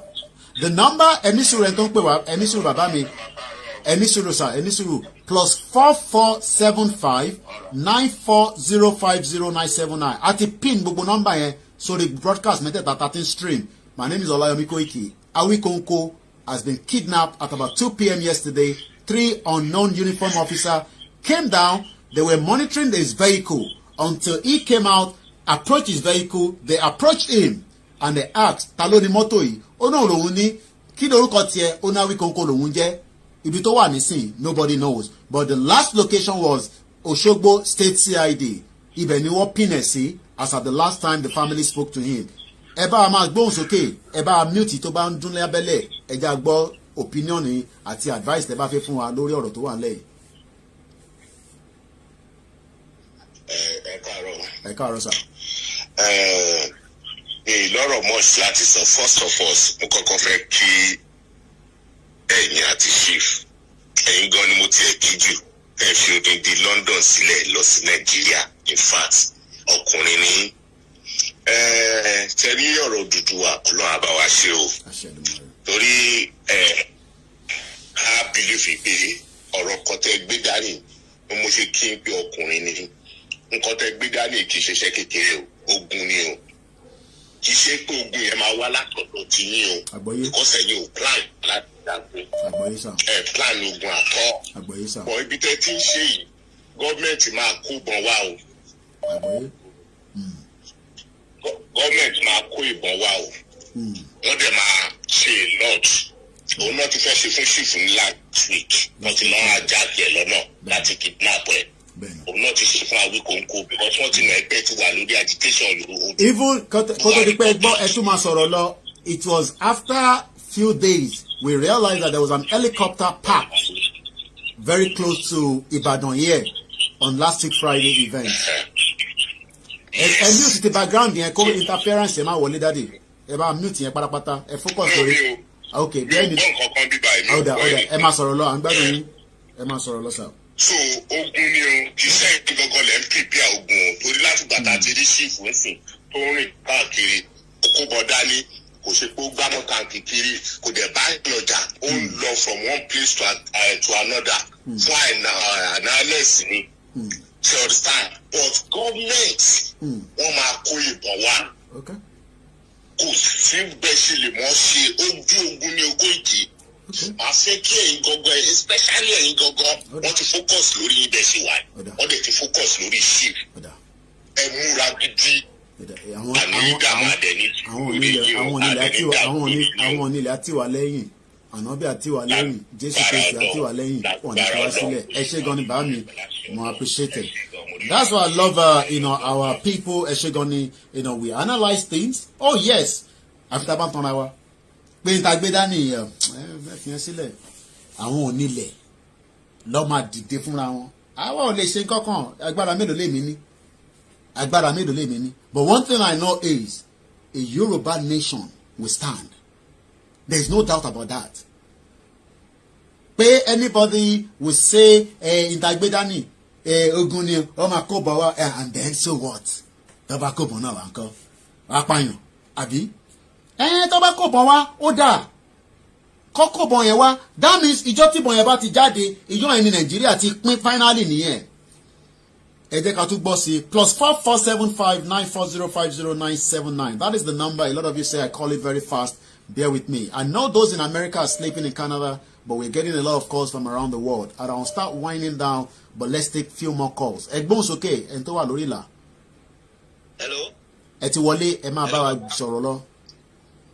Ẹ ṣe gan ni ẹ kú ṣẹ́ sà. Ṣé rí ọ̀rọ̀ tó wà lẹ̀ lórí ọ̀rọ̀ Awi Konko mo kàn sáré fẹ́ fi a little bit of kíní sí ni. Ẹ jẹ́ kí bàbá ọba Ọọ̀ni of Ifẹ̀ kàn mọ̀ ọ̀pọ̀ tó ń go on now. Also, ẹni alàgbà tó pè tó jẹ́ contact wọn náà ti get in touch pẹ̀lú wọn, so I'm sure they will. Kò fìgbà kan máa place bàbá Ọọ̀ni of Ifẹ̀. Ẹ jẹ́ kí Ọọ̀ni of Ifẹ̀ gbọ́ nǹkan tó ń go on lórí ọ̀rọ̀ Awi Konko kí wọ́n lè fi Awi Konko lẹ̀. Awi Konko ṣe nǹkan tó burú o. Ìjà ọmọ Yorùbá l'Awi Konko ń gbè. Kò lè sí nǹkan kan tó sọ tó against government at all. Ẹ jọ̀ọ́ torí Ọlọ́run ọba ẹ tètè bá kàn sí bàbá wa Ọọ̀ni of Ifẹ̀. Kò fi ìgbà kan má fi praise bàbá. Ẹ jọ̀ọ́ torí Ọlọ́run. No problem. Ẹ ṣé gan ni. Ẹ ṣé Èdùmàrè. Okay, my phone battery are all running very slow, and that means we're gonna wind down as well. I know not everybody will get through, definitely. But your comments and your interaction, what we are carrying, Itagbedani, is not a joke. Oh yes, I have said this so many times. But me, personally, I'm not scared of anything that was happening or is going to happen. And I'm being very honest. Bí nǹkan máa ṣẹlẹ̀ tó fẹ́ dẹ́rù bà wá ní stage tàdé yìí. Fi yẹn sílẹ̀. Àwọn tó wá kó wa lẹ́rú. Tó jọ òyìnbó tó wá kó wa lẹ́rú. Àwọn ọmọ kéékèèké ló kó wa. Oh yes, they will roll out so many things. But àwọn onílẹ̀ wá gbèjà wa lẹ́yìn. Ògún á tẹ̀lé wa. Ọbàtálá tẹ̀lé wa. Àwọn oní Jésù á tẹ̀lé wa. Ànábì á tẹ̀lé wa. Odùduwà gan á tẹ̀lé wa. Wàláì. Ìdàgbéra ni. Ẹ má jẹ́ kí wọ́n wó kòkòkò mọ́ wa. Ìdàgbéra ni. Oh yes. It entails a lot of danger. Àríyàn kan tó máa gbowó tó máa dà wá. Àríyàn kan tó máa fẹ́ fún wọn ní information. Àráhùn tá a máa bá sọ̀rọ̀ lórí phone tó máa dàbí pé tiwa ló ń ṣe. But I don't record any calls that come through my line. Whether you record mine is up to you. I do not record calls. Because I know. Eléyìí tá gbé dání Yorùbá ti pín kúrò lára Nàìjíríà. Who is the federal government? Federal government wá dàbí Elédùmarè ni. Kí la wá ń bẹ̀rù fún? Ṣé federal government táwọn pariwo tó ń kókò owó mọ́ wa ṣé wá dàbí Elédùmarè? So let us take it easy. Ṣé àwọn wá dàbí Elédùmarè? Ìjà ta fẹ́ jà. Ibì kan la lọ lánàá. Ìdí Ògùn ni la lọ lánàá. Èmi ò gbọ́ Yorùbá dáadáa tí ń fi máa kì í. Ẹ̀yin tẹ́ gbọ́ dáadáa tẹ́ lè máa kì í. Wàláhì ni mo sọ. Wọ́n gbogbo máa dìde níbi tó wà. Tí àwọn èèyàn rò pé ọ̀rọ̀ ìjọba gbé AK-47 dání wọ́n gbé kíní kan lábẹ́ fi jà ní sìn ni. Àwọn onílẹ̀ fẹ́ gbalẹ̀ wọn. Àwọn onílẹ̀ èmi mọ́ nílẹ̀ ni. Ìbọn bí èmi sórí ilẹ̀ yẹn ni. Àwọn onílẹ̀ wọ́n fẹ́ gbalẹ̀ wọn lọ́wọ́ Fúlàní. Ẹ̀ ń sọ pé ìjọba máa ṣe kíní kan. Àmọ́ tá à ń ṣe nìyẹn. Wàláì àmọ́ tá à ń ṣe. Àwọn màmá máa hó máa wa. Ṣé torí pé mò ń parí? No! Àwọn onílẹ̀ gangan ló fẹ́ gbalẹ̀ wọn. Shit all country. Ẹ̀rọ àpẹ́ lómi ẹ ti kúrò létí pẹ́. Ẹ mọ ìyà ṣẹ́gẹ̀ bánzánì tó ń jà àwọn ọmọ Yorùbá. Wàláì ìyà òjẹ́ wá ni wọ́n sọ fún wọn ní ṣáṣá pé àwọn ìyá wa ń gba kírẹ́dìtì tòmátò. Ó yẹ ká máa sunkún ni. Anyway, I'm gonna leave it at this stage. We will continue to monitor the update. This time, last week Friday, just almost the same time that Awi Konko was picked up because Chief was, blocked around 2 p.m. This time last week Friday, none of you knew what was going to happen at 2 p.m. One day, we will wake up and things will change. Ó máa dàbí film. Ìjọ kan a máa jí, a máa sùn báyìí, a kàn máa jí, a kàn máa rí pé kí ló ń ṣẹlẹ̀ bó ṣe tó fẹ́ ṣẹlẹ̀ mi ò mọ̀ tí bá ní mo mọ̀ parọ́ but àwọn tó nílẹ̀ wọ́n máa gbalẹ̀ wọn. Ẹ kàn máa jí níjọ́ kan ṣé politician wa lágbára jo Odùduwà lọ ni ṣé politician lágbára jo Ògún lọ ni. Ẹ jẹ́ ká ṣe sùúrù fúnra wa. Mo ṣeré. This is not about shouting lórí social media. No, àwọn kan ní ká kọ́kọ́ lọ ṣe election. I listen to so many of them. Gbogbo bẹ́ẹ̀ ṣe ń send náà ni mò ń kà. I have over 900. Mélòó ló wà bẹ́ẹ̀ nísìn? Mélòó ló wà bẹ́ẹ̀ nísìn? We have 791 unread messages, and the way we do it, we start from the previous day. So tá a bá ti response yẹn ṣe sùúrù. But what I am saying is, Yorùbá máa lọ kúrò nínú ilẹ̀ Nàìjíríà tá a wà yìí. A máa dá dúró. Alọ́ ń bẹ Ògún kóògùn wá gbèjà wa ẹ̀yin wá ń sọ pé Nigerian government àmọ́ tá à ń ṣe nìyẹn. Ẹ̀ ń pe Christian ẹ̀ ń pe Ànábì ẹ̀ tí wọ́n sọ pé ìjọba Nàìjíríà àmọ́ tá à ń ṣe nìyẹn. Níbi tí kúnkún ṣì wà nínú Bible tó wà nínú Quran tó wà nínú ìṣẹ̀ṣe ìdí Ògún la lọ lánàá. Ó dá fáwọn èèyàn yà ẹni tó bá lè kí ló lè bá mi kí ẹ mọ̀ pé mi ò mọ̀ ẹ jẹ́ nǹkan rọra kí n kàn fi snip a little bit ntí àwọn àìsí upload àwọn videos yìí. Ìdí Ògún la lọ lánàá. yá ọmọdé òmògùn ó ń pè lẹ́fọ̀ọ́.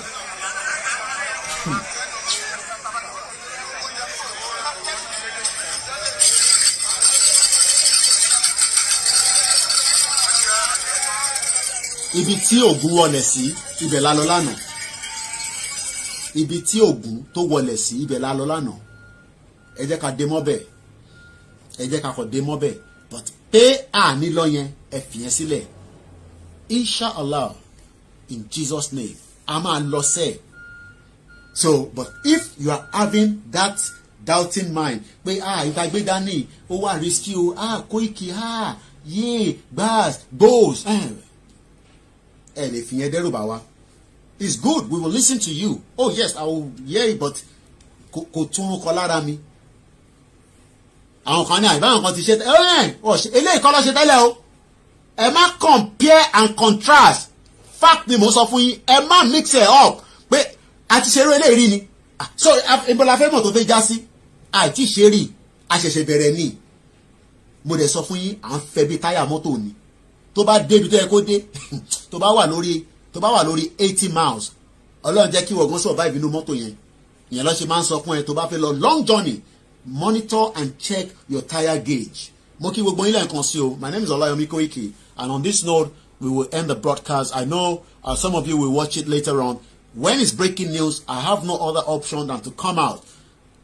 I was meant to be still doing other things, but at the end of the day, Awi Konko is our brother, regardless of his position. Showore is our brother. So many of our sisters and brothers that have been kept away across the Yoruba land and outside Yoruba land in those contraction cells. But some of you don't know because nobody talks about it. But Entobani says, let us remain absolute strong that we are communicating with the Creator, not with the Nigerian government, not with UN, not with any one of them. We are creating, we are communicating with our Creator. Elédùmarè tó dá wa, òun là ń bá sọ̀rọ̀. Ẹ wá ń sọ̀rọ̀ pé Nigerian government. Anyway, then the move. A dúpẹ́ fún gbogbo ẹ̀yin tí ẹ láǹfààní àti fún wa ní gbogbo ẹ̀ náà la pín bẹ́ẹ̀ ṣe ń kó fún wa. We are making use of it. The Yoruba Nation stickers, we got these. Somebody produced 10,000 of these. Mo rí wọn rí. It was sent down here, and we will continue to push so many things out. We also have a big poster that we did. I'm sure some of you, let me see if I can bring that quickly as well. Somebody also made all the and then there's so many people doing different things for different people. We appreciate. This one was also produced and sent to us. Then there's so many people that are giving different things. We appreciate. This one says, "Say no to rape in Yoruba land." This is was I think about 100 of it or so was sent down. Sọ pé rárá sí ìfibánilọ́pọ̀, anyway, say no to rape in Yoruba land. Ìfibánilọ́pọ̀ nílẹ̀ Yoruba, and then it's got the. So this is what we are saying. You give us 120, it will be distributed as we receive it as well. We continue to appreciate the medical doctors in Canada that produce, 1,000 face masks. Some of those we've been giving it as well when we traveled to Ekiti and Ondo yesterday. More is still needed as we speak. Awareness. We appreciate all the media platforms, everybody that is talking. Also, we've done these one. As you can see, these are the big ones, right? 1,000 copies of these was produced, by myself. And then they're going to start sticking them like that. What does it say there? Support Orílẹ̀-èdè Yorùbá, Yoruba Nation now. Faramọ́ òmìnira ilẹ̀ ọmọ káàárọ̀ jíire. Enough of bad governance. Alòdì síjọba amúnisìn. Ilẹ̀ Yorùbá olómìnira ti dé. a ṣetán láti dá dúró àṣẹrú mọ́. How to sign the poll and petition, visit koikimedia.com. Ilé ìwé ọ̀fẹ́, ètò ìlera ọ̀fẹ́, ìlọsíwájú ọrọ̀ ajé, ètò lórí àgbẹ̀ wa, and I put the numbers there as well. So these will be coming to your locality very soon. The more we get to produce, the more we will push it out. So that's about it this morning. If we have any more update on Awi Konko, I'll be updating you as well. Your camera is halfway, okay? It's on a portrait, so bear with me. You got to remember, I'm managing to even do broadcast. The network is not very good. I'm not using a laptop since I've arrived to do any kind of broadcast. So I'm using 3 mobile phones. Koiki Media, Olayomi Koiki, and Ududua page. So at least you can hear my voice. So don't worry about the camera. Once again, let us remember that the injustice to one is injustice to every one of us. And we don't... Some of you have been harassed at our embassy. Have a very good morning, and I'll be back whenever we're back.